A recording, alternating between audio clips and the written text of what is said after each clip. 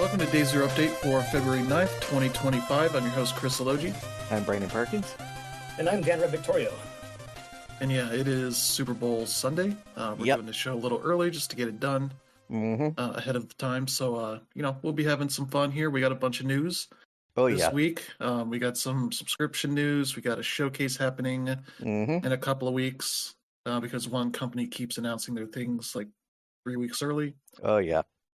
We got some games coming out here in the near future, as well as some stuff announced for later this year.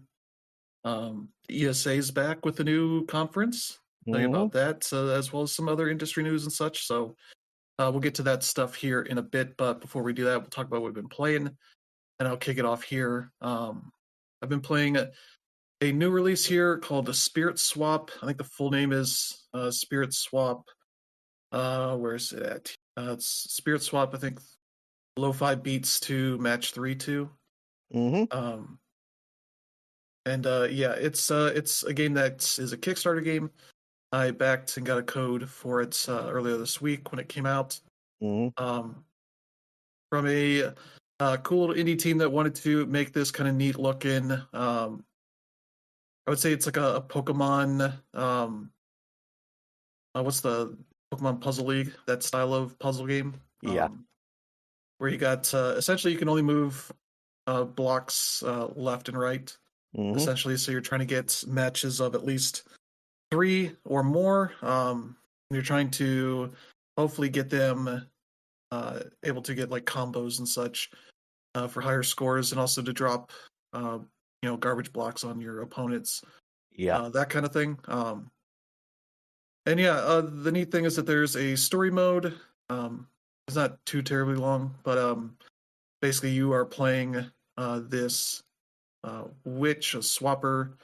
I think is technically what her role is a spirit swapper, where these blocks just kind of start showing up in the city, despite there being defenses that supposedly keep that from happening.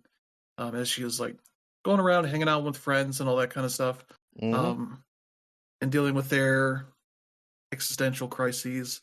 Some that are dealing with a breakup, some that are just trying to get ready for the big there's a band, I think it's called Shag, but it's 5 Hag is the name. That is, I think, happening that night, and some people are excited about it, others are trying to do other stuff. She's got a very smart friend who is trying to figure out a way to make this magic work over wireless, versus having to do it all in person kind of thing. And in each like little talking session, usually have these blocks kind of show up and cause the need for a little versus fight in this game. And that is I have it on the medium difficulty. There's an easy difficulty if that kind of puzzle game is tough for you, as well as I think there's an even harder mode. I haven't had too much trouble. There's a tough one that you play against this group of 3 people, and their special ability essentially lets them drop like 3 rows of blocks, garbage blocks on you. That makes it a little tough to kind of counter that. But whenever you get garbage blocks, all you have to do is match one of the blocks next to it. It'll break all of them that are connected. So that makes that pretty nice way to counter. But yeah, outside of that story mode, there's basic versus modes. I think it's all local multiplayer, but there's also score attack, where you're basically just playing by yourself and trying to get high scores as best you can. And yeah, in the story mode, you have 3 spells that you can equip that as you talk to your friends, you unlock one of them. That you can have. Then you have to get blocks in certain formations. There's like a basic 2x2 square. There's like a star shape that is I think it's like an X shape with a block in the middle.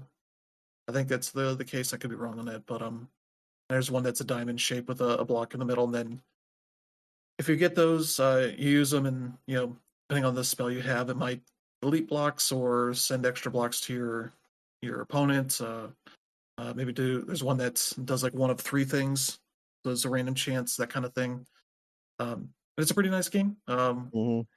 Very good art. And it's a very queer game because the developers are full of queer people and non-white people, so there's a lot of representation of like people that have Muslim heritage and black people and all that kind of stuff. So you get some fun and some chaotic situations going on throughout when you meet up with all your buddies. So then I believe you get to like start romancing people.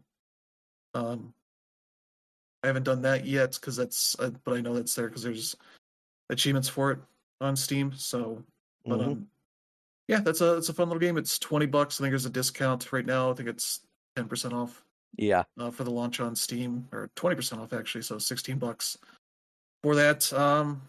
Lengthwise, it's maybe not a great value unless you're just really into the puzzling itself. But yeah, like it's a game I was happy to support and all that. So I assume they'll get it on consoles at some point.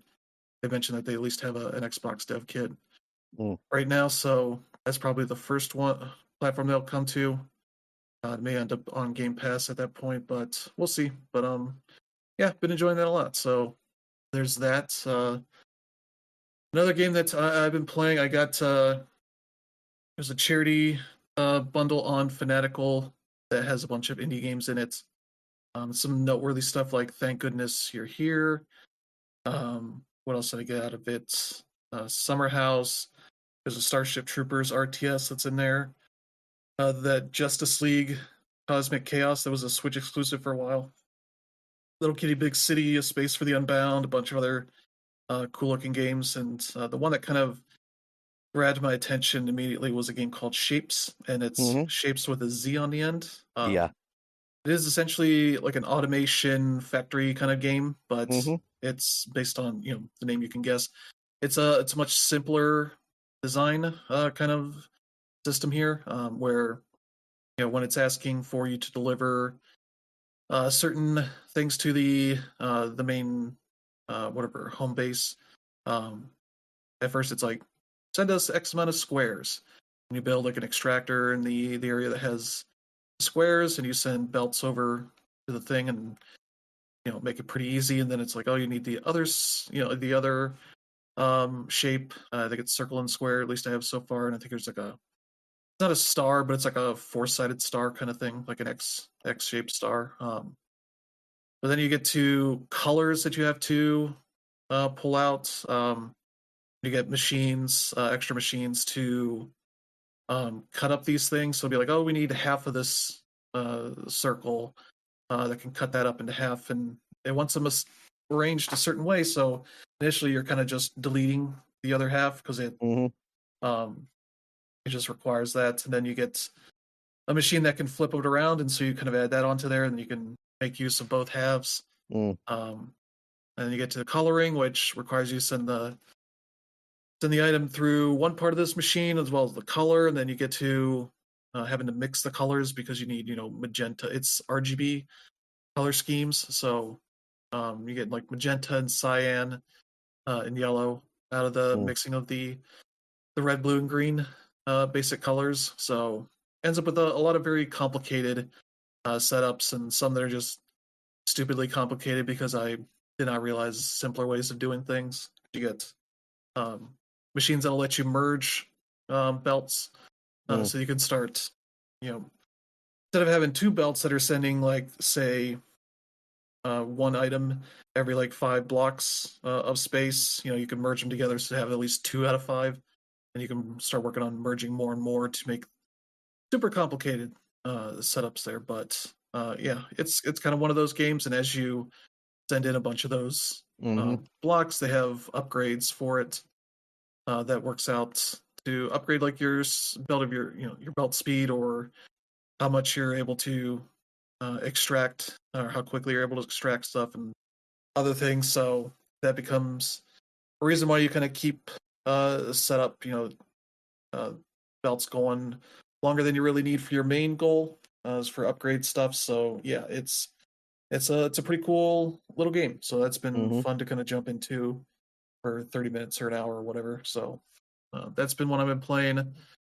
I've been playing more Ys Memoir, The Oath in Felghana, as I got to the next big dungeon, which is like an abandoned mine, um, which is kind of an annoying dungeon because it's very much just constantly throwing enemies at you because it's like an abandoned mine, so nobody's been around to like call enemies. So luckily, that's where I got the trophy for a 300 hit combo once I figured out sort of how generous it is on the hit combo stuff.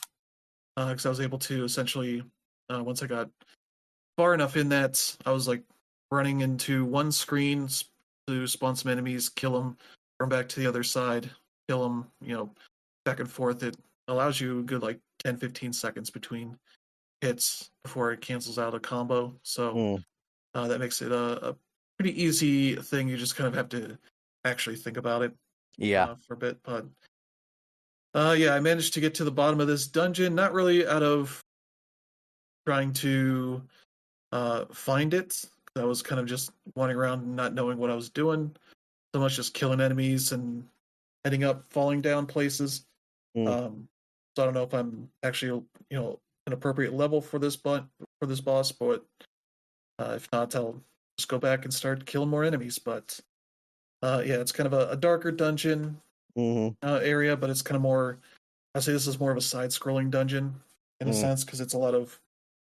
This is where they introduce the double jump to that, and that helps. But then they start adding some areas where you can get across long gaps because you use the spin move that gets you like an extension on that jump kind of thing, and it allows you to do some ridiculous stuff that is fun, but it can also be just chaotic because there's a lot of flying enemies and all that, and yeah, it's just where I'm at. It's all kind of chaos. The depth perception is pretty hard in this game as far as like fighting flying enemies. But yeah, I know you mentioned that the dungeons are a little annoying because of all the enemies they throw at you. It gets worse, it's definitely annoying, but at the same time it's part of the gameplay loop. And the other cool thing about these dungeons is that every dungeon is essentially two because they're very different from each other. You just mentioned you fell down into another one and fought things that you think that you aren't supposed to fight. You're supposed to fight them, but you're just not ready yet because you have to really think about like how much you want to skip over, and like that's part of the battle for me. Also, like I don't know if there's a map in the version of the game you're playing, but that made it a little bit more hard for me too. The map is literally like an overworld map. It just shows you which way to each dungeon. I'm talking about specific dungeon map, and that made it hard as far as like everything looking samey, and that was one of my issues with it. Yeah, there's no dungeon map unless I unlock it at some point, or I just go and look up a walkthrough that would have a map, I would assume. So yeah, like I want to kind of go through these dungeons carefully and kind of look for all the extra stuff that's in there because you're looking for ore and that kind of stuff so you can upgrade your weapons. But luckily on the other side, you kill enough enemies, you get enough money, you can buy the next tier of weapons a little more easily than you can to get the ore that upgrades them. I think you get a bigger boost on the next tier weapons versus what you get from the upgrades.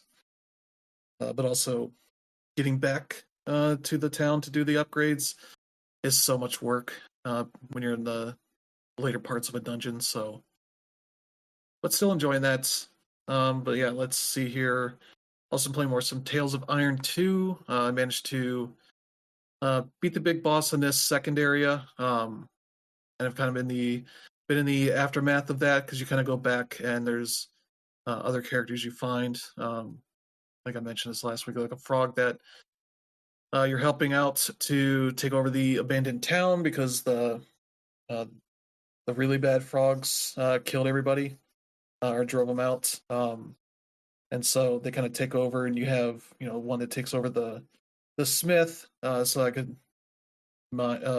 upgrade or not upgrade, but craft a bunch of weapons, and it's kind of in a Monster Hunter style where there's tiers of weapons, and it's like, okay, this is the bone axe because you make it out of the bones you've been collecting, and then you'll eventually be able to do a second tier of that to make that.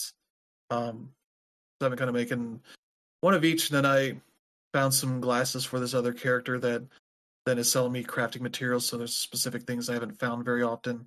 It's like, okay, this makes it a lot simpler because I have coins that I'm not spending on anything, and now I can buy some of this wood I need to make this other stuff. And solved a little bit of problem there. But yeah, then I started. There's somebody that gives out side quests, one of which was for taking out some of these spiders in this one area, and then one for taking out a big spider boss, which is a very tough boss. Imagine a big ass like uh, tarantula spider that then the weird thing that these spiders do is they kind of, if they're a fair distance from you, they will like lift their ass up and then shoot webs at you.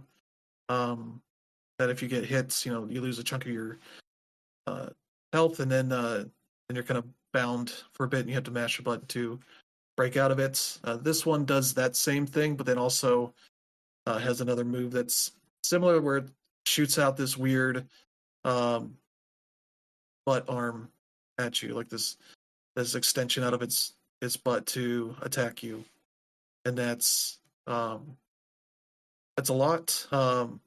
Luckily, the first it kind of runs away after you do so much damage to it, and then this uh, managed to get to the second area where it's at, and gotten worked a bit here, but it's not too tough. I just need to spend a bit more time there working on it, but yeah, still been enjoying that a lot, and that's been pretty much what I've been doing. So, how about you, Brandon? Well, as for me, I finished God of War Ragnarok earlier this week, and yeah, that game has just an amazing sort of final sequence where Ragnarok happens, and it's chaos everywhere, and then it wraps up everything nice and tight in a bow, in the best way possible. I also played the Valhalla stuff, which is essentially them trying to do just like with Hades, when you get to like the doors to go through, they got little symbols on top of them that sort of let you know, like, oh, this is what I'm fixing to, what kind of rewards I can expect at the end of it, or it'll, if I'm fixing to go into a boss. And it also does the same thing where it basically, recycles sort of a bunch of the various rooms and everything to sort of, kind of give it a kind of roguelite type of experience that Hades does. But it's still really good, and it kind of sort of ends that sort of whole story arc with, Kratos sort of coming to terms with his past and everything. Even the occasional little cameos from the old God of War games that show up every so often. But on top of that, after I finished that, I decided to, because I'd already downloaded both of them. I think it was either last month or the month before that when both of these games were available on PSN, and it was a Coffee Talk, both this and Episode 2. And I found myself being very much absorbed into them, so much so that I kind of lost track of time every time I was playing them. It's very... really good. Yeah. But yeah, the game really isn't very, very complicated. All it is you're a barista, you own a coffee shop in the middle of Seattle, you got customers coming in, you make coffee for them, and then you just have conversations with them. Of course, what makes it interesting is that, it takes place in an alternate universe where, all myths are true. So there's elves and orcs and dwarves and, aliens and mermaids and, basically any type of pretty much werewolves and vampires. They all exist, and they exist all in modern America, and you are essentially their problems are very relatable, because a lot of them are very very sort of related to the modern world, but it's also like through the lens of this sort of urban fantastical environment. So it's like, one of them is there's these two, one of them is an elf, the other is a succubus, and they're in a relationship, but they're worried about how it's going because the elf has his family are elves, and elves are not only long lived, they're also very high and mighty and pretentious. And there's like some drama going on with that. There's the guy, the guy who's a cop, and he's just he's arguably the most normal person in the whole group you end up talking with. There's the girl who's like an idol singer, and the sort of conflict she's having with her father, and stuff like that. And it's all weirdly gripping. And, by the time it's over, it's like that's it. Of course, that isn't actually it. There is an episode 2 afterwards where they introduce some new people, but what was weird, it was all weird, incredibly gripping, and it was, and considering, that, it's made by game developers, there's a lot of stuff about game development in it, because 2 of the people you end up getting as regulars, one of them is a developer for like a major like AAA developer, and the other one is a professor at a university who specializes in computer graphics and is working like on her own sort of indie art game. And the game doesn't come out and say that these 2 get in a relationship, but it's pretty obvious that they get into a relationship.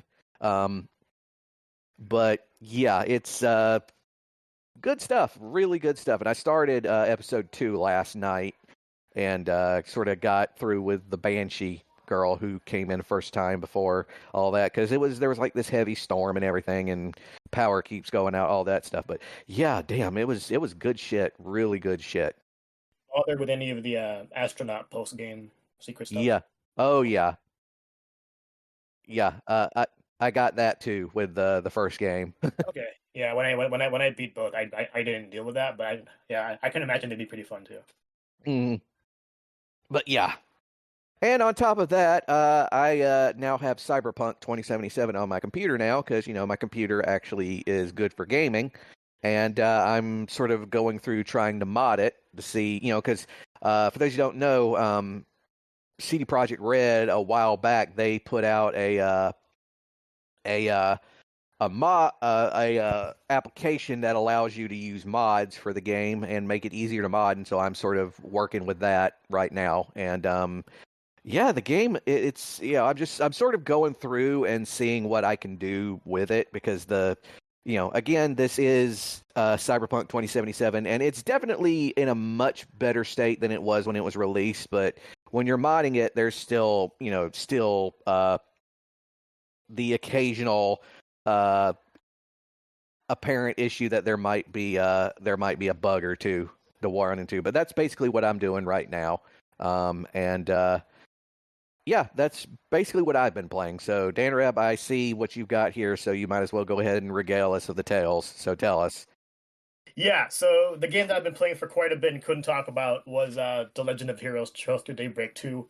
Mm-hmm. Embargo finally lifted on Friday, so the review is already up. Yep. I will say I'm not finished. I am at the finale. But then I did say it takes you around 60 to 80 plus hours to beat the game. And, yeah. At the finale, I've beaten a bunch of Trails games before. The finale is normally going to be around 3 to 5 hours. So yeah. I already know that straight up. And I'm going to take my time now because I'm playing another game that I can't talk about. We'll get there. But anyway, did you play the demo at all, Brandon? I did. And for those of you who don't know, the demo is basically, it's not like, they did with, I'm pretty sure, didn't they do this with the last one where they let you do the prologue or whatever? Yes. Yeah, they don't do that this time. Instead, no, what they do is instead they make like a makeshift dungeon that is part of the, I guess it's supposed to be like the kind of alternate sort of... the Marhian Garden? Yeah, the Marhian Garden, basically. And it gives you the choice between like 2 different parties. And then you go in and then you're given like given like the task of like taking out a certain number of low tier monsters and then mid tier monsters, and then basically then the game sort of gives you examples of like how the post mission Martian Garden mechanics work, and then that's the end of the demo. So no, they don't do the prologue thing. I do know that they released 2 demos. One was story based and could carry you over to the game, and then the Marhian Garden didn't allow you to do that. I just don't know whether they actually went through the entire prologue or whatever it may be. Yeah, the one I got was the Marhian Garden. There might be a second demo on there. I just haven't seen it yet. I'll look at it tonight. But yeah, do you know about how this game allows you to split paths? Or that... Yeah, I know that it does it sort of similar to like what the not Trails Through Daybreak was, but the previous one. Yeah. Yeah, it does that because it brings in some of the characters that happened through that Yeah, I was through. basically I was just afraid that I would say too much. No, Yeah. I So, already know how it kind of okay. works. So So uh, the main thing about this game is, as I mentioned, there are split paths, and like the way I got to it was rather shocking. And like just to straight up say it, someone dies, and I was like, oh, this person can't die right away, and then all of a sudden it just like resets and it brings you back to another day where you have to choose the other option in order to make the game continue to happen. Mhm. So part of my issue with this, and I thought it was pretty cool because like seeing deaths happen is still uh pretty impactful, even though Falcom hasn't really respected death in this series. But Nope. it's still pretty cool to see. Hmm. Anyway, yeah, Brandon already talked about the Marhian Garden, and this is where this game kind of surprised me. So, every second episode of a Trails arc is normally a much bigger game than the previous one. Yep. This one is probably, I want to say, similar in length to the first one. If you decide to not do any of the side content, you can pretty much blaze through this game in like 40, 50 hours. But, if you're somebody who's invested into the series, you're not going to do that. You're going to do Nope. every side quest in the game. And yeah, there's nothing I can say that'll make anyone say otherwise. And the main thing here is, as opposed to the first Daybreak, you shouldn't start here. No, Play the one before it at the very least if you haven't played the rest of the series. Just because the game takes place like a month or two after the events of the first game. Mhm. Peace has supposedly come to Calvard, and that just isn't the case. There's been a bunch of murders Yep. in Calvard lately, and then you find out one of the people behind the murders can turn into this strong this how would you put it, just this crazy monster, and Mhm. basically that monster resembled the Grendel, which Van Yep. can take in the original game. So of course, being a Spriggan, you can accept and reject the requests as they come, but this request you can't reject, because if you reject it, like you're the murderer. That's not going to happen. Yeah. And of course, in typical Trails fashion, that's not the only story in the game. And the sequel was needed because the first game, had a bunch of loose ends that weren't tied up yet. So Oh yeah. that's basically what this game does. Everyone comes back. You have Yes, you have Aaron, you have Fairy. Everyone's cool, and they all have their own plot points as well. The main thing here is that they didn't do a whole lot to really evolve the formula. The main thing they did was allow you the option to hold triangle outside of battle, so you can use magic now, and it actually influences you to make you want to do more of the action-based battle system, even though it's pretty much expected that you want to stun your enemies and then go in, and then open shards, which has you go into the turn-based combat. So that's still nice. Another thing is that when you have an enemy who's stunned and you use one of your when you press L to just use that notch, it allows you to do a dual attack, and it definitely adds some pizzazz to the battle system, because typically what you do to just blaze through a dungeon is get everyone's CP up to 100 or 200 and just go ahead and use your S breaks that way. And now that you have more to do, it actually influences you to use your crafts, which I didn't really do in previous games. I just went ahead and used my supers, and it was easy that way. But yeah, just going back to the way the game is structured, the game kind of feels like Reverie. It kind of feels like Trails in the Sky the Third. And while both of these games are full-on Trails games with full-on stories, it used like another dimension in order to bring every character in. And as cool as that was, it's kind of cheap as far as storytelling goes. But at the same time, I definitely appreciated all the side quests and all of the detail that goes into every character's story. Brandon and I in the past have talked about how awesome this series handles world building. This one does even more of that. You learn more about Northumbria and the things that happened in Crossbell are related to Trails into Reverie. Two characters who I'll talk about who came back, which isn't really which isn't really a spoiler, is Swin and Nadia. Both of these two are back, and they're as awesome as ever. They end up taking Van's place as Spriggans while he's out doing other stuff. So you'll see a lot of chapters in the game, use different sets of characters, and that's really a good way to do it, because there are a whole lot of characters in this game, and then as you go into the Marhian Garden, you'll use them all, and that was really cool. One of the issues people had with the original Daybreak was there was no mini games aside from the card game, and now they've added a whole bunch of mini games. The best one is fishing. Fishing is back, and they've made it fun. They added a timing mechanic to catch better fish, you can use different lures and bait to get different fish, and you'll see it on the menu, so you aren't wasting your time. There's also a stealth mechanic, which I thought was pretty annoying. It's pretty cool at first, but basically, you'll do these side quests and you'll have to follow people around, and basically you follow them on the map. And if you get too close, they'll see you. So to do that, you have to hide in these glowing sections on the map. And the stupid thing is, you can hide directly in front of them in plain view, and they can't do anything about it. And if you decide to skip these mini games, you won't get as much SP, which is the reason why people do the side quests anyway, because they want to raise their Spriggan level or whatever it may be, and it just makes it feel like I wasn't having my time respected in that regard.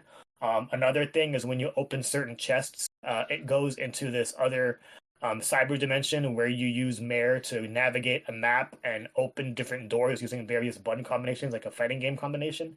And these aren't hard.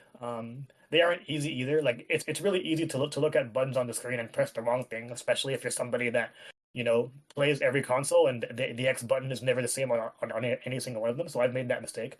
And yeah, you can also skip these, but the problem is, when you skip it again, you lose the SP, and you don't want to do that. Let's see what else here. Just to talk about the split pass thing again. In most cases, like, the game will force you to go back to a certain day in order to relive things, and yeah, you have to watch those cutscenes again. You have the ability to skip a short scene or skip all of them, but then you don't know what you missed, so you end up just watching it anyway, and that's a little annoying. The other thing is that normally when a split happens, it's because someone died, which I mentioned earlier, and like as I mentioned, it's super impactful, but knowing how careful some of the best bracers in the world are, like Elaine, she's an A rank bracer, she's not going to screw up. Van has this sense of smell where he always knows something bad is going to happen. So like, willingly having to go through all these deaths is like dumb, because it just makes me feel like it sort of disrespects the impact of that character. But yeah, so the main thing I said in my review is that it's your standard Trails game. You have your good storytelling, you have your awesome characters, you have your awesome world building, and you have a whole bunch of mini games. But a whole lot of these things like feel like fluff, and as a result, it just made me feel like it wasn't as good as the rest. But at the same time, it's still great. I still recommend it. To me, it's still worth the $60. But this to me is my lowest rated Trails game. Almost every Trails game in the series on our site has over a 4.0, and I gave this a 3.5 just because, like, I didn't feel like it raised the bar in any sort of area. But again, it doesn't have to do that, and that's okay. If you're a fan of the series, you're going to play this, you're going to enjoy it. But there are some things that are kind of annoying, and you wish you didn't have to go through them. But yeah. So that's pretty much it for this. I definitely still recommend it, and it comes out on Valentine's Day. All right, awesome. All right. So yeah, let's get to some news. Mm-hmm. We got some news here for Game Pass. They announced the things that have been added or will be added here for the next couple of weeks. Yeah. So yeah, let's see. Available now for Ultimate, PC Game Pass, and Game Pass Standard, Far Cry New Dawn. Mm-hmm. That was added earlier this week.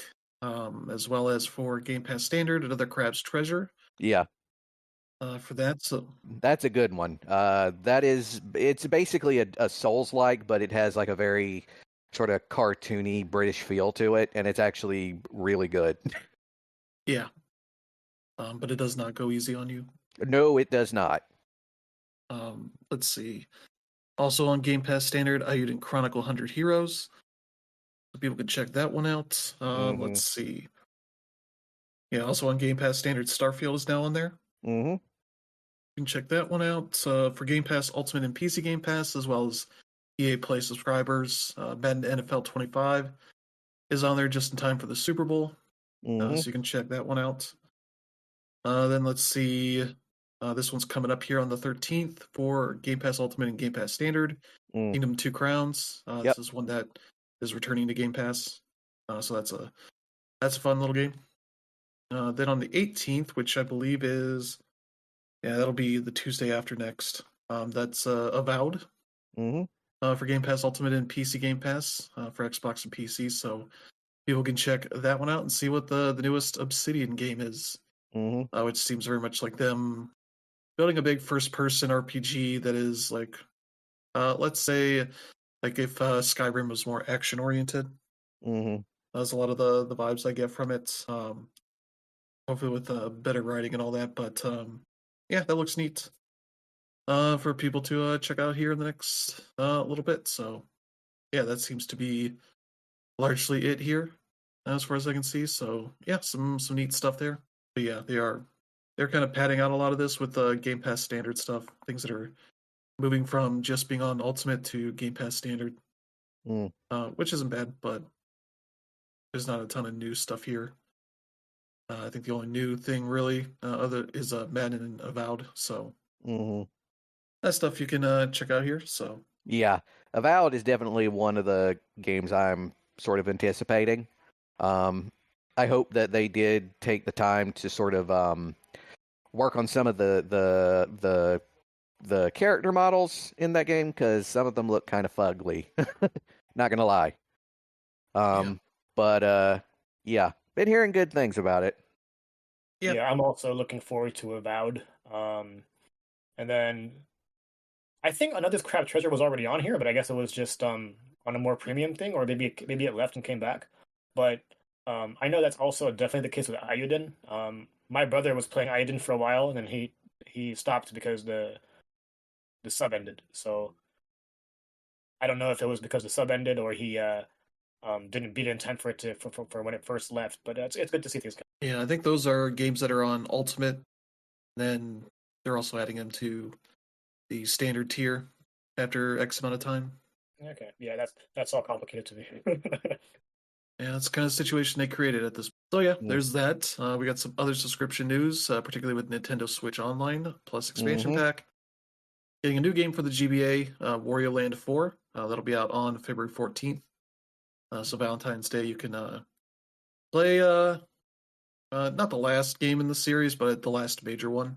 Because yeah, Wario Land is a weird series that started from the third game of the Super Mario Land series. Yep.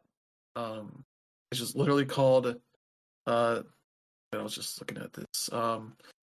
Literally called. Where's this list at? There it is. Wario Land: Super Mario Land 3.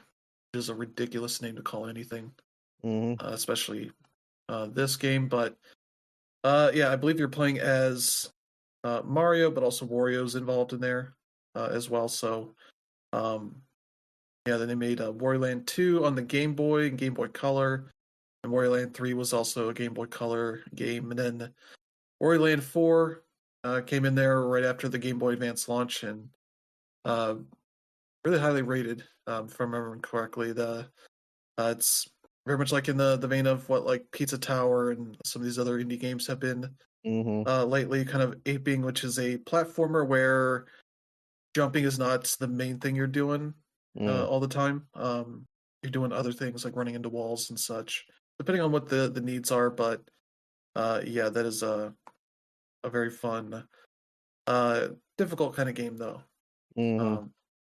Just trying to figure out like where exactly you all need to go and how to accomplish things can be challenging for this kind of game. So yeah, that's a fun one you can check out here on Friday. So yeah, there you go. Let's see here. We got some other news. We got an Idea to Xbox showcase that is coming out here in the let's see, February 24th, which is that's 3 Mondays from now, essentially. Towards the end of the month. So I believe this is in partnership with IGN, so I assume it's going to be like one of those super long streams that in the archive is a little bit hard to find at points, but from what they mention here, it'll be starting at about 1 p.m. Eastern Time, 10 a.m. Pacific Time. They'll have some new stuff, some gameplay and reveals from independent games and publishers and developers, including 11-bit, Akupara Games, Big Fan Games, Cult Games, Critical Reflex, Curve Games, Daedalic Entertainment, Don't Nod. So they'll probably show the Rage and Bloom, whatever that game's called, I forget. Game Source Entertainment, No More Robots, Panic, PlayStack. The next big collaboration for Balatro, I guess, is specifically mentioned there. So, Raccoon Logic, Raw Fury, Team 17, and the Thunder Lotus Games.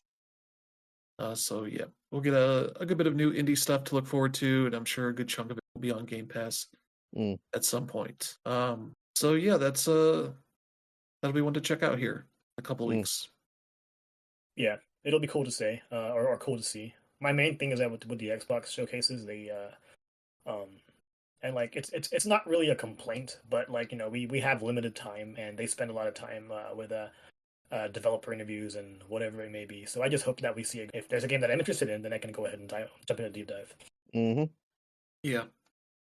I've seen Team 17's name, and they remind me that this wasn't really a big news story so much, but they changed their name at certain points. They're now rebranded as Everplay Group for the overall company. But the team that's still publishing indies is still Team 17 Digital. Yeah.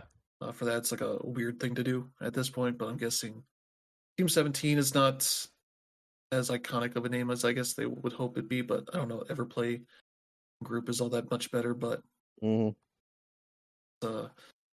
the whole thing. We got some more stuff here coming out in the near future. We got Just Crow Things is coming out to PS5 and PS4 on March 19th.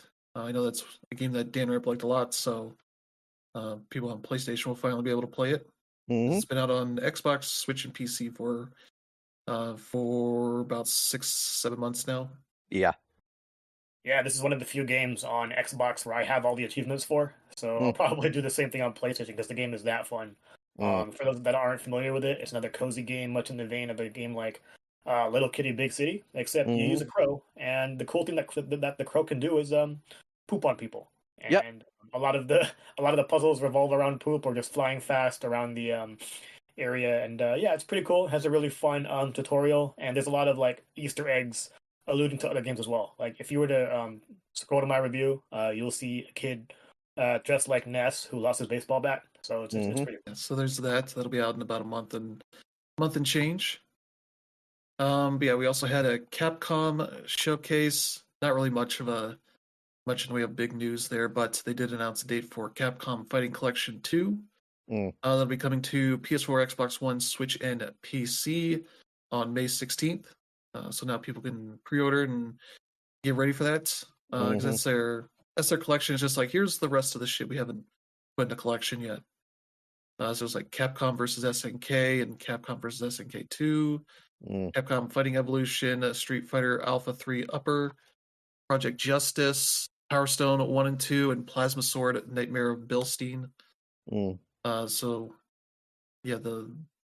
Power Stone games are a good inclusion there because those are games that people like a lot that have not been in much in the way of collections. I think there's that PSP collection probably about 20 years ago at this point. Not much else since then.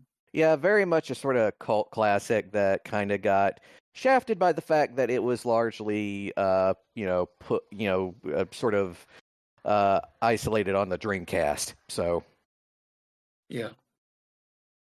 definitely an awesome collection that I look forward to getting my hands on, especially for those aforementioned Power Stone games.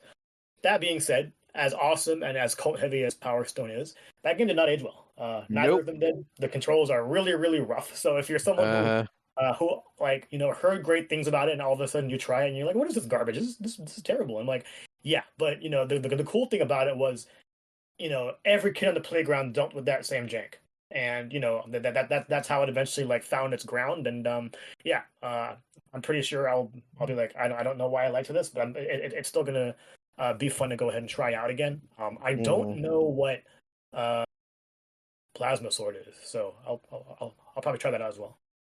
That is let's see, a 1998 3D weapon based fighting game. Sort of kind of like a sci-fi-esque sort of. It's like a sci-fi version of Soul Calibur, more or less. Yeah, but it also predates it, right? Because Soul Calibur was like 2000, something like that. Yep. Well, no. Because before that it was Soul Blade, But yes, okay, you're right. and But then it yeah, went into Yeah. the arcades. It was called definitely, Soul Edge. gotcha. Yeah, this is definitely one I'll be grabbing. And also, like, when it comes to collections, no one does it like Capcom in regards to like just respecting the history of everything there. They show a lot of assets. I'm sure there'll be videos talking about some of the development. It also reminds me of like one of my favorite animes on Netflix. It's called High Score Girl. It's about this kid who Hmm. plays a lot of fighting games, and that also respected the history real well. The funny thing is that anime was distributed by Square Enix. So yeah. Yeah. Mm. So yeah, there's that. Um, yeah, I was looking at the wiki page for that game, and reviews aren't great. It's like 6s and 7s mostly. Yeah. But that was a lot of arcade games, arcade ports at that point. Yep. It's like, yeah, that's the game. There's a reason why they only charge 50 cents to play it. Yep. But yeah, in a collection like this, you can just keep playing it and not worry about any of that crap Yeah. because you're not paying $50 for one game. Hmm. So yeah, the other parts of their announcements at the Capcom little showcase thing, they announced that they are finally doing a remaster for Onimusha 2: Samurai's Destiny. Yep. Still sticking to the old platforms: PS4, Xbox One, Switch, and PC. Hmm. For that, that'll be out later this year. Because yeah, they're putting out a new game in a couple of years, and they need to get all the old games out. Yeah. So yeah, there you go for that one. Just to be clear, there it's a remaster and not a remake, right? Yeah. Gotcha. Okay. I've just never really Mhm. stood for Onimusha's tank controls, and I don't think that'll change. Yeah. This one, I believe, has a new main character from what the old one, the first game had. Then I think 3 goes for Jean Reno Hmm. because they're like, fuck these Japanese people. We're putting a French man on the front of this game. Mm. And surprisingly, it didn't do huge either. Um. So yeah, that's fun to see they're finally getting those out because those were definitely remasters that people were like, oh, I need the rest of these games, and then nothing happened for the last like 6-7 years. I think that last one came out Hmm. in the past, and now they're finally going to get those. Yep. I have no issues with all of the samurai and ninja games coming out this year. I am down. Hmm. Yeah, so there you go for that. Next one up here, Atari announced a game that is called Breakout Beyond from Choice Provisions, the Bit Trip Games people. Interesting thing is that it's not a new game. It's a game that was announced for the Intellivision Amico back in the day because they had some deal thing to do a Breakout game there that was just called Breakout. That was exclusive to the Intellivision Amico. It's like a big widescreen Breakout kind of game. Hmm. I assume you could also see it on the controllers that were basically weird little phones, but Yeah. now it seems like they have kept working on it and built it up into a full game now that is being published by Atari at some point, maybe later this year for PlayStation, Xbox, Switch, and PC, Hmm. and all that. And yeah, this is just a weird piece of history because yeah, the Intellivision Amico still has not been released, and I doubt we'll ever get a release. But they had games that started being made. This is one that at least is going to actually be finished up after Atari acquired all the Intellivision brand and game stuff, but not the Amico. They said we don't want any of this, so good luck with that. So yeah, that's cool. That'll be out, I assume, later this year. Hmm. So yeah, some cool breakout action. At least something coming out of the Amico, looking pretty good. Hmm. So there you go. Let's see here. We got yeah, ESA news. They're back. They're saying they've got a new conference coming. It's called Icon. It's with 2 I's. Icon for I think it stands for Interactive Innovation Conference. Or else I'll call it as 2Con. 2 I's like Roman numeral 2. So but yeah, this first one will take place next year, April 27th to the 30th in 2026 at the Fontainebleau Resort in Las Vegas, Nevada. Hmm.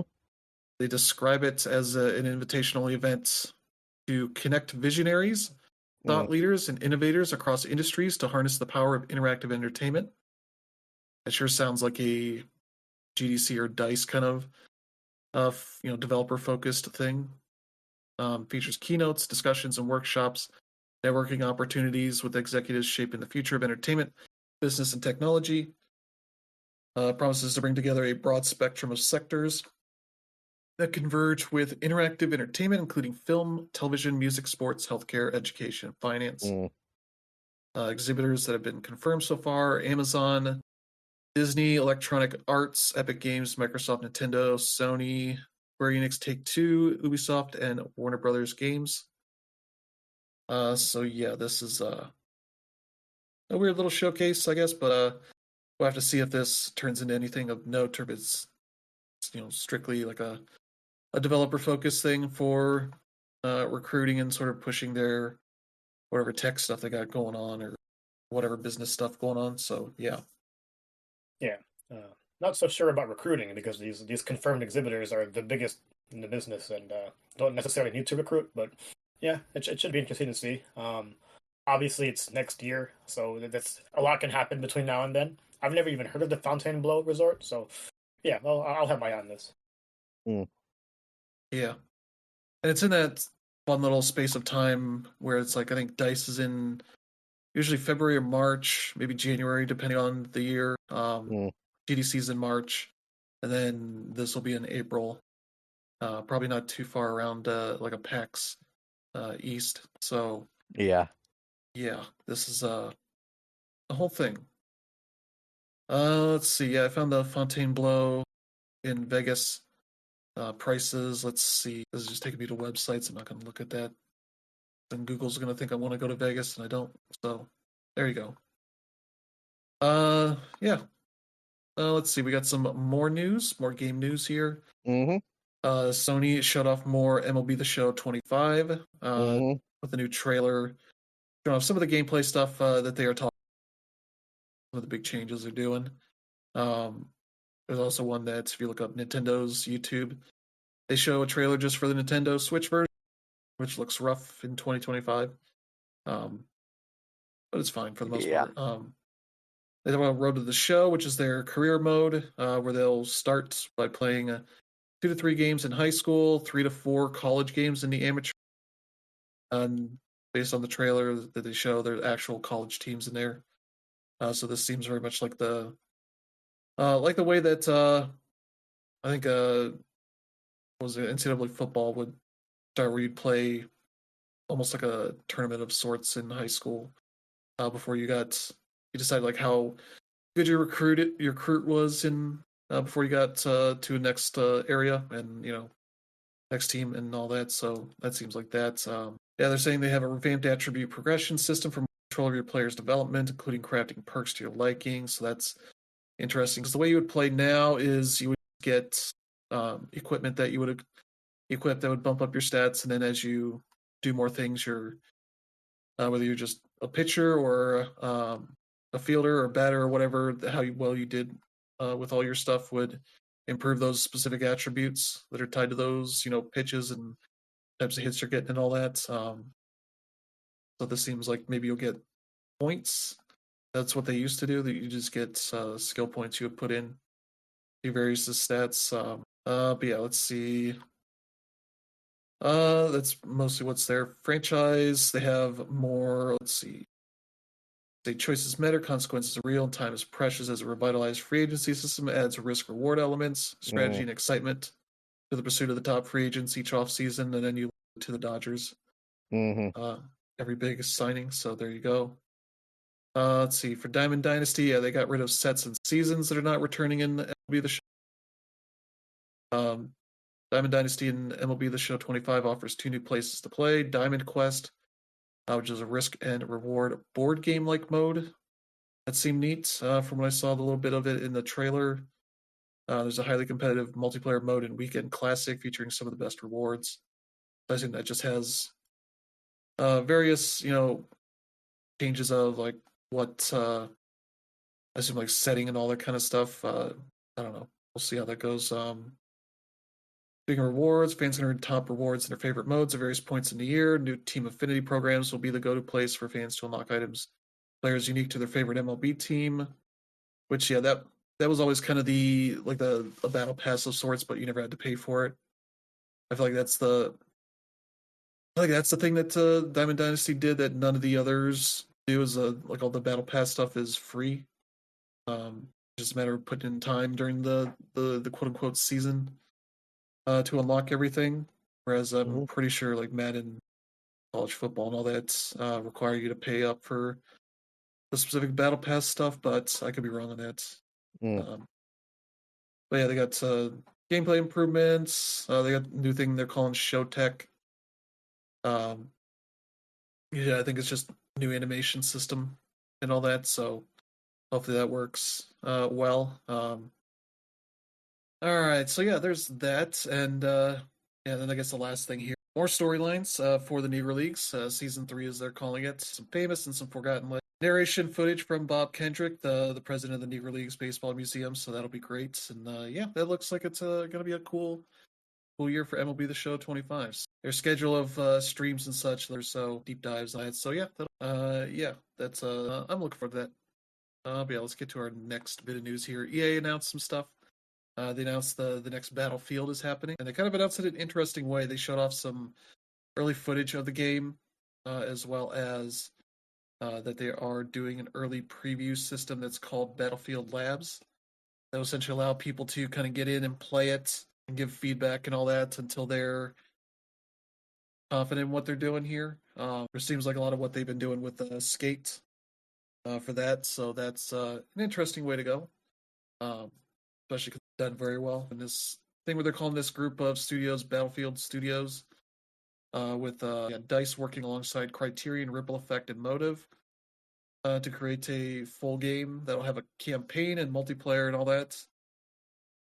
So yeah, that's game's looking like a return to form for like what Battlefield 3 and 4 were, to a sense. So that'll be interesting to see how this turns out, because yeah, this is a franchise that is important for EA, but has not really. They definitely need this to do well. So yeah, there you go for that. Let me see what else we got here. More EA news. Yeah. This time around, Dragon Age: The Veilguard, with a quote that Andrew Wilson put out that went around the industry is clowned on.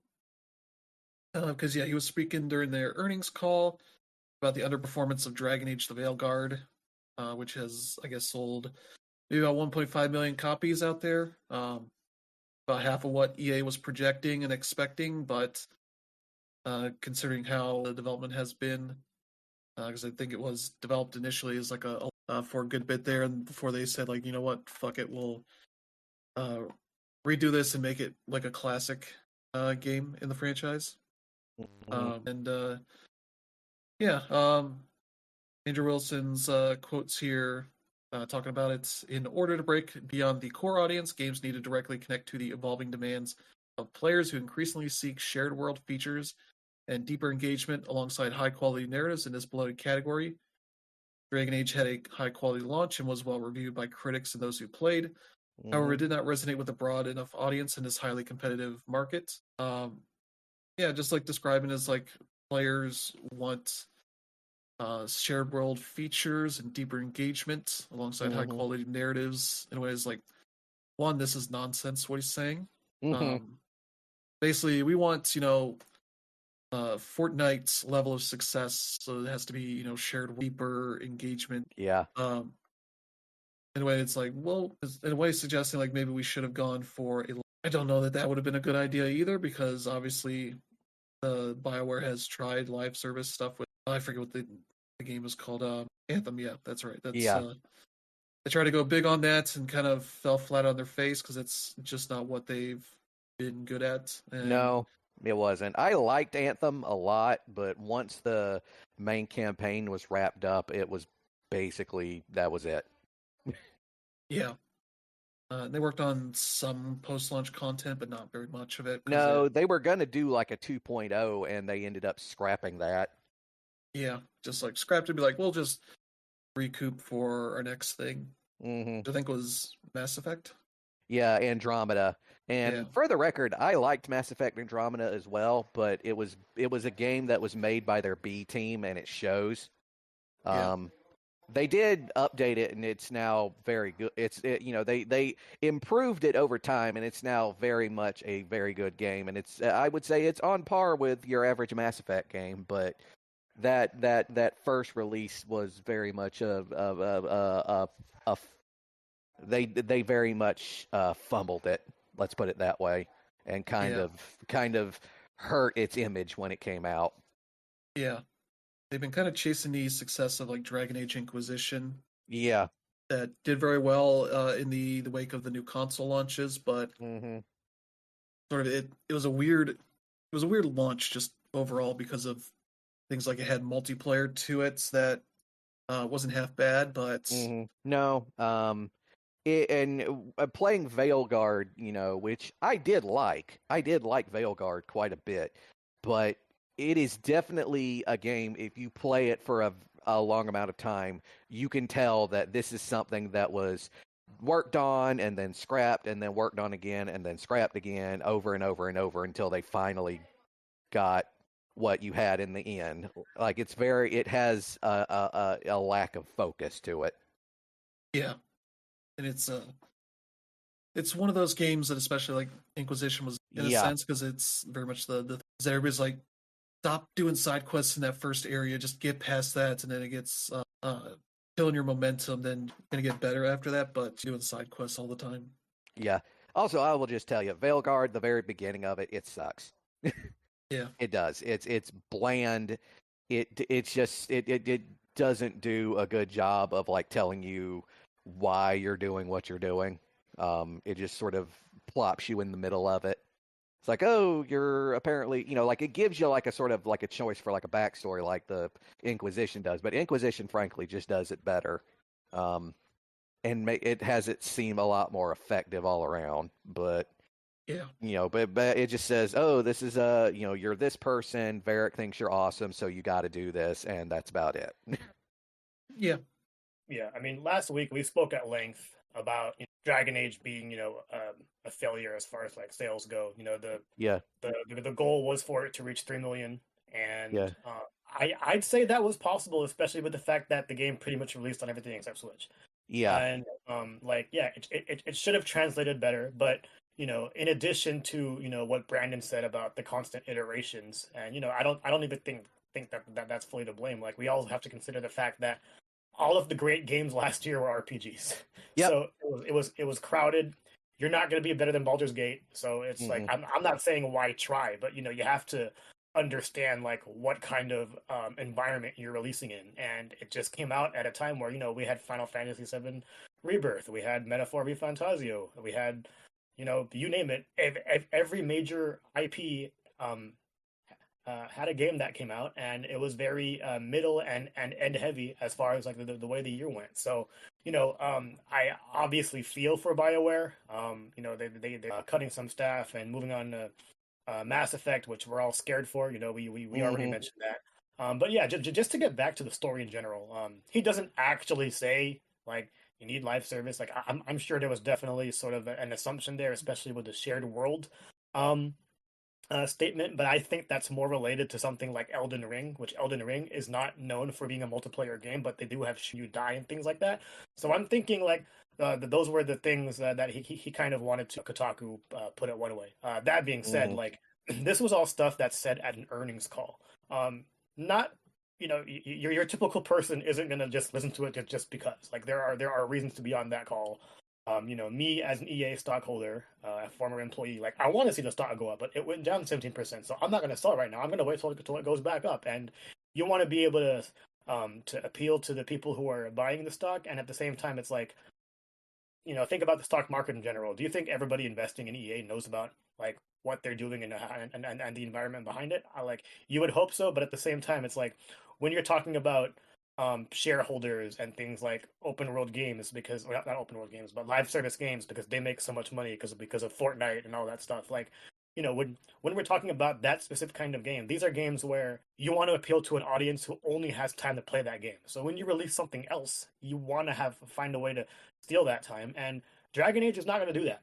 I don't know why anybody thought it would, but at the same time, that's sort of why EA split into EA Games and EA Sports, so like or rather EA Entertainment, so they can like focus their studios onto doing the things that make sense to the business, but at the same time, it's like, why did this even happen? Sort of made the company worse in a way. But yeah, but not everybody at an earnings call is going to really know what Andrew was talking about or inferring, and that's more for the gamers to go ahead and take place. But normally, a few days after an earnings call is there a town hall meeting with all of EA staff, and that includes like people who are like underlings and whatever it may be. So it'll be more interesting to see what he says there. Those are never recorded, and normally an NDA is involved, but people always leave because if he said this to his employees, I'm pretty sure people would. Yeah. Yeah, because they would know that he's just saying buzzwords. Yeah. Exactly. But I do think it's important to at least look at what he's saying here, because he's saying like, yeah, this probably wasn't the right game. What this team should have been working on. And it's like, yeah, they probably should have made this game like, but they were just starting that because they were getting out of Mass Effect and Anthem and trying to figure out like what they're going to do next. That's probably just Dragon Age having been hemorrhaging people constantly, especially the other big names and such. Their place of trying to figure out like what's next. You say 4 years ago, and 4 years ago, everyone was over hiring, and yeah, like we're seeing all of the bad stuff that affected now, rather than it's rough in that regard. Yeah.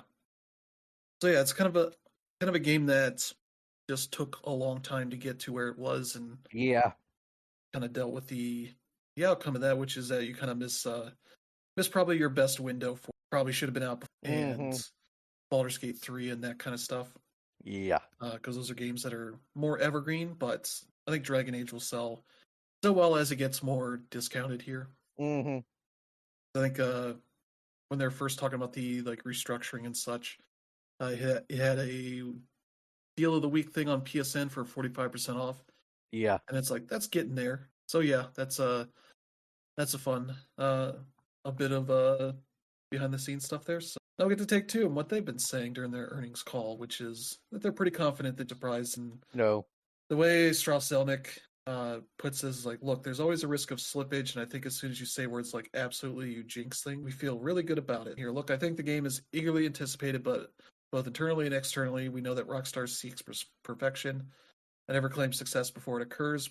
I'm fond of saying arrogance is the enemy of continued success, so we're all running scared, and we know that the competition is not asleep. Super exciting. Yeah, we're going to potentially put out another T5, just reached 210 million copies sold. Like, oh, if we can get that over the next 10 years, hell, if we can get that in like 8 years or 7 years, that'd be fantastic. Whatever it takes to do that again, be a thing. And yeah, that's basically what he's saying. It's like, we hope so. We'd sure like to make a ton of money whenever that's ready to go. Yep. Yeah. This was a whole lot of nothing. That being said, like there are a lot of good things to look forward to in regards to Take-Two.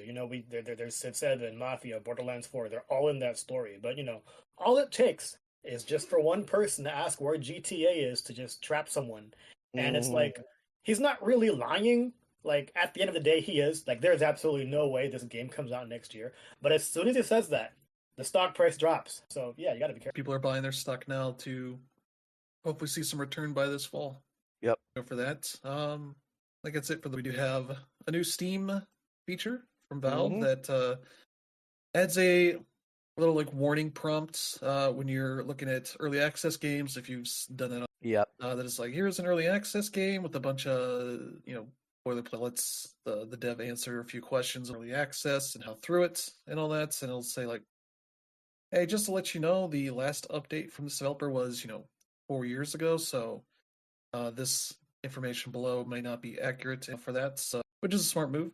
Lets people know that if there's somehow the sort of person doesn't keep scrolling down and seeing like when the last like news post was from them or anything, or this hasn't been done by. Yeah, that's a neat improvement. So yeah, useful for people looking to buy early shape as they're going through development. And other times they're kind of like Hades 2, where it's like this is kind of mostly there. Yeah, they're just looking for feedback on decisions they've made, and seeing. Yeah. They'll just keep adding things as they finish it. Some good news for people. Oh yeah. All right. Good news. Nintendo thinks they have good news. Mm-hmm. Is that they think they know how to avoid scalpers. Reiterating the plan they talked about a couple years ago.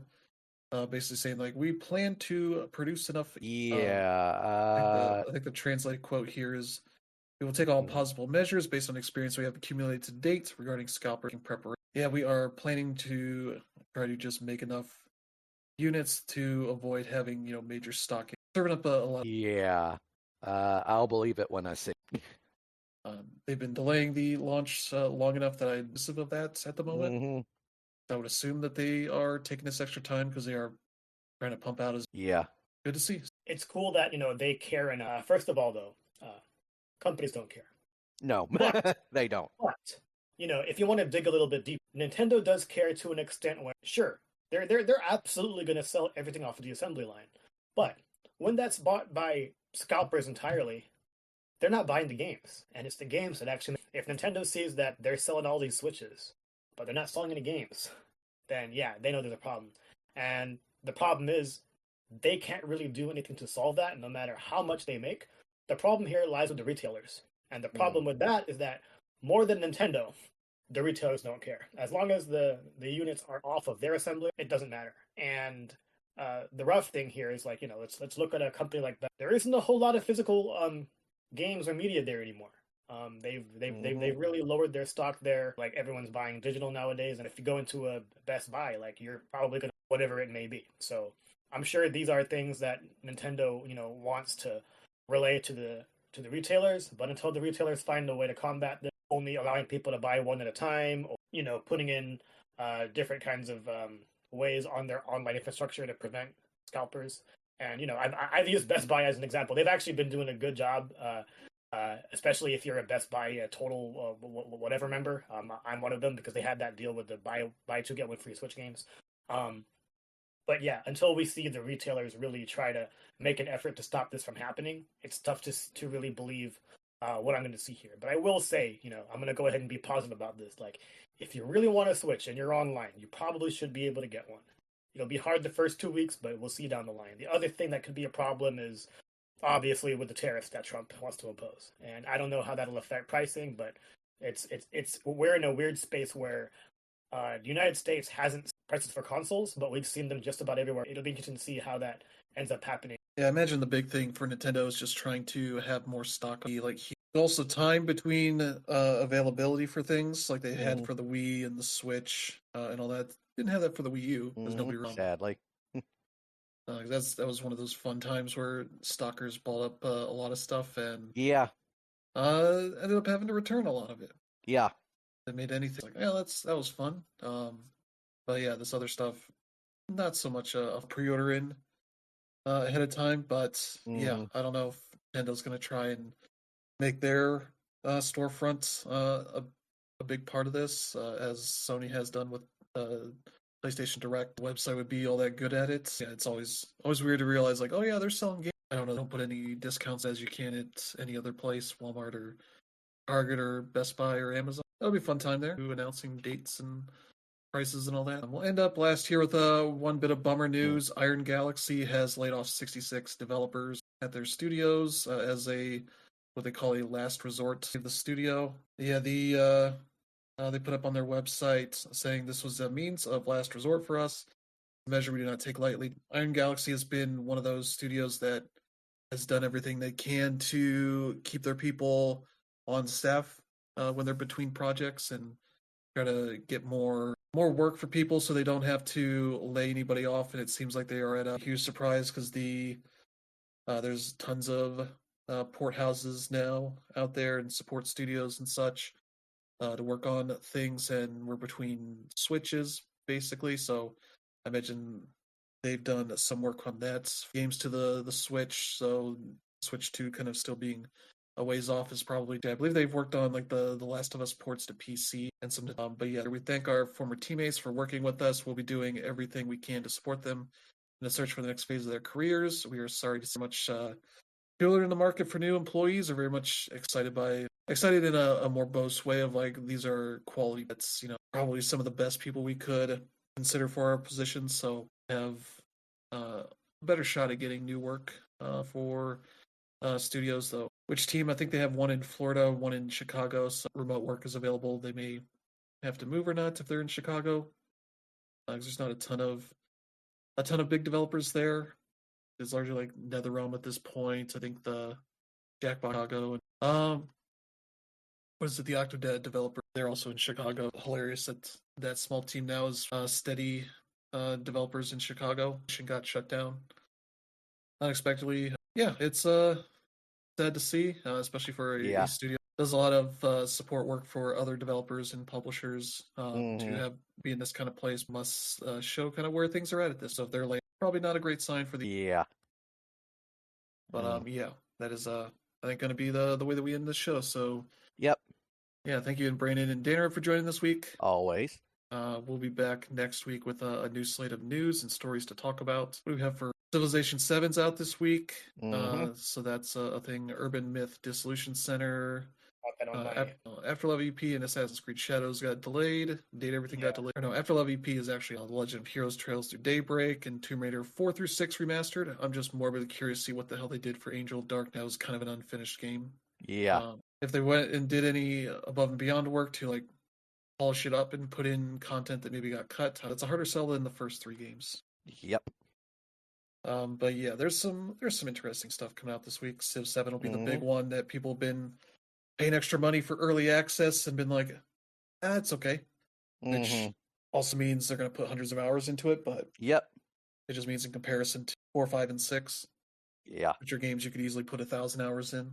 One of those franchises where you can be like, it's okay, and it means it actually depends on how much you care about the differences and such between the games and what they fire or expand on systems that were in the previous games. So yeah, I think it's going to end up doing it for us this week. If you enjoy the show, let friends and family know they should check it out, and select strangers that are also excited about some games. So yeah, thank you all for tuning in. Hope you have a good week ahead.